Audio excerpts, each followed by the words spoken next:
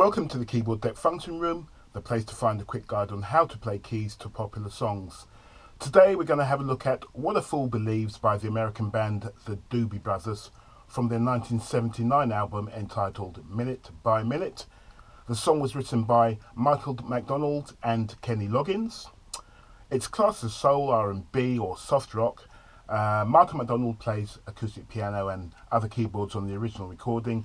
It's in the key of D flat.